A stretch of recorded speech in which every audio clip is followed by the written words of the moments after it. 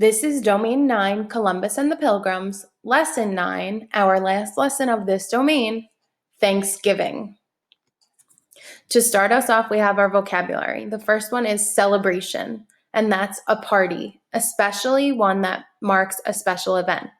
For example, we played games at my birthday celebration.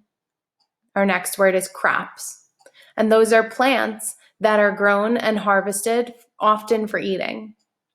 The three main crops of the tribe were corn, squash, and beans. Then we have harvest. Crops collected at the end of the growing season are harvested. It's your harvest. That's all the crops that you collect. So, for example, fall is the time of the year when many farmers take their harvest to market or to sell. Then our next word is store. And that's not like a store that you go into. It's to save things for another time. For example, squirrels store nuts in the hollows of trees or the holes in the trees to eat during the winter. Our last word is wisdom. And wisdom is a good sense and smarts, often based on knowledge and experience, usually gotten over time. So, for an example, would be my dad showed wisdom when he covered the sandbox before the rain. And now we can start our read aloud of Thanksgiving. The Wampanoag tribe had lived in the area for a very long time, and they shared their wisdom or their knowledge and experience with the Pilgrims. We lived on the coast or by the water most of the year, they told them, but we move inland each autumn to get away from the cold winter winds and roar from the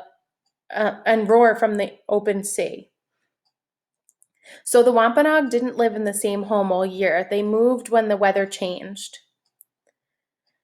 Because their homes were made out of fur and hide stretched over wooden tent poles, they simply left one set of poles in place inland and a second set in place near the ocean.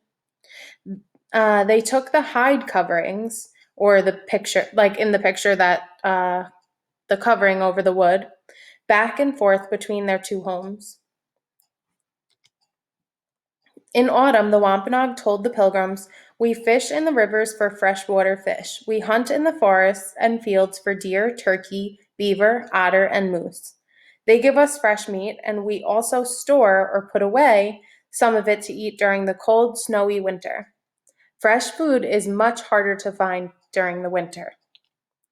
There was a lot of time for Pilgrims to hunt and fish now, and they worried that they may not have enough food for the winter.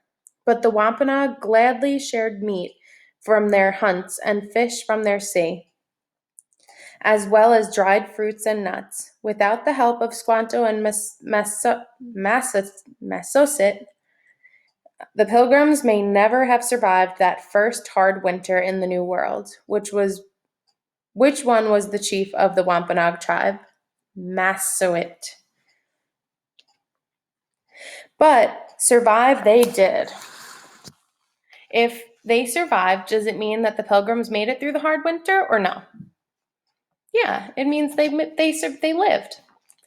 And when spring came, the Wampanoag led the Pilgrims to the rivers and to the sea, teaching them the best methods to catch fish. They taught them how to plant crops or vegetables that they had never seen before, including Native Americans' most important crop, corn, like you see in the picture. The Pilgrims and the Wampanoag managed to live peacefully as neighbors and friends. When fall came again, they gathered in their harvest. Here, harvest refers to all the crops that were now ready for eating.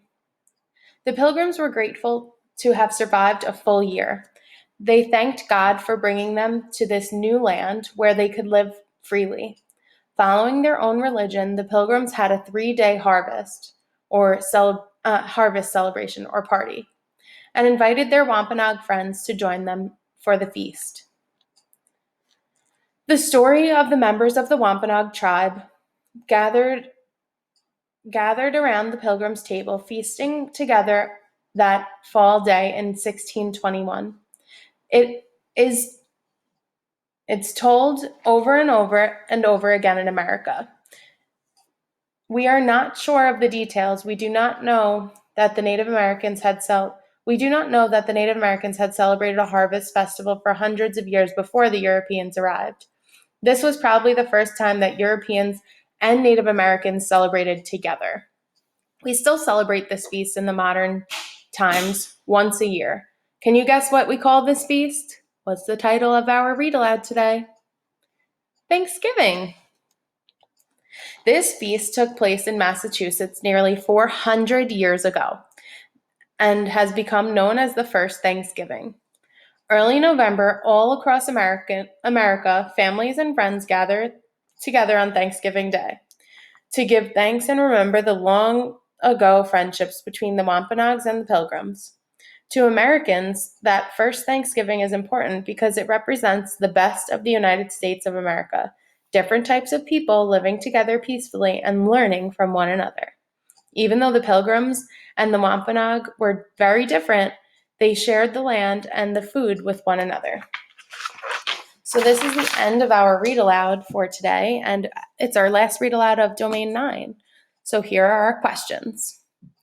The read aloud tells us that the Wampanoag moved their homes between the ocean and the inland forests. What did they do? When did they do this, and why?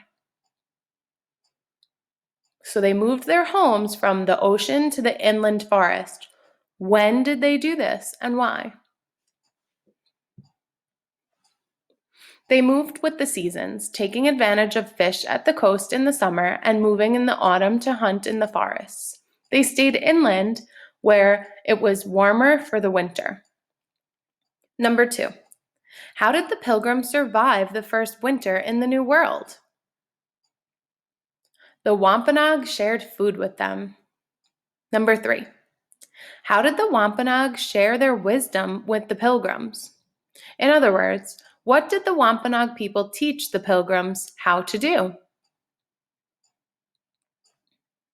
The Wampanoag people taught the Pilgrims to plant crops and gather the harvest, hunt, fish, and store food. Number 4, what did the Pilgrims decide to do to celebrate surviving their first full year, including winter? They had a feast or celebration with the Wampanoag. Number 5, we still celebrate this feast every year in November. What is this feast called? Yeah, Thanksgiving. Number 6, turkey and corn are both traditional food to have on Thanksgiving Day. Why do you think that is? Well, turkey and corn are the foods that the Pilgrims and the Wampanoag probably shared on that first Thanksgiving Day. And this is the end of Read Aloud 9, Thanksgiving, from Domain 9, Columbus and the Pilgrims. This was our last lesson for Domain 9. Thank you for listening.